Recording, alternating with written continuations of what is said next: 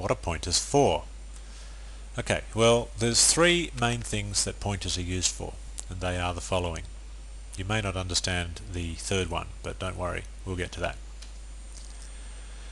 Recall that functions, all the functions that we used in the past, have not been able to modify their parameters and have those modifications be reflected back in the equivalent variable in the place where the function was called from.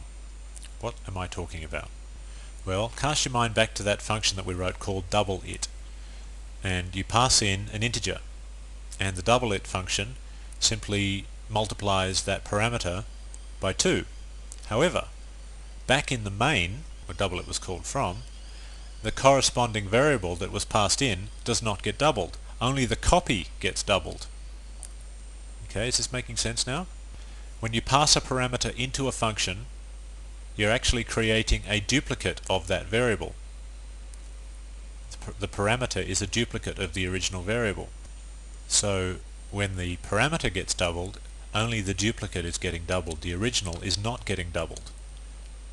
Okay, so now I don't expect you to understand how, but when you use pointers in conjunction with function parameters, you can actually end up with a function that can modify the original. We're not creating a duplicate, we're actually working on the original. So if the double it function was modified to use pointers, it could successfully double the integer that was passed into it. And the main could end up, or the integer that was passed in from main could actually be successfully doubled. Now that is a very useful thing to be able to do. Create a function that can modify its parameters. So we'll have a look at that in this chapter. Secondly, pointers can help us passing structures around from one function to another, using structures as function parameters. Now we already can do that. We can already pass structures around as function parameters. However, you probably don't know this, but when you do that, when you pass a structure from one function to another, it is actually quite a slow process and can consume a lot of memory. It depends on the size of the structure. We'll talk about that later in this chapter. But if you can do the same thing using a pointer, the passing of the structure is much faster and uses much less memory. So we end up with a much more efficient program.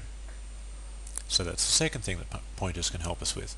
Thirdly, they can help us with dynamic memory allocation. In fact, we couldn't do dynamic memory allocation if we didn't have pointers. Now, you don't know what dynamic memory allocation is yet, but you will, because we have a chapter just devoted to dynamic memory. So we'll get to that.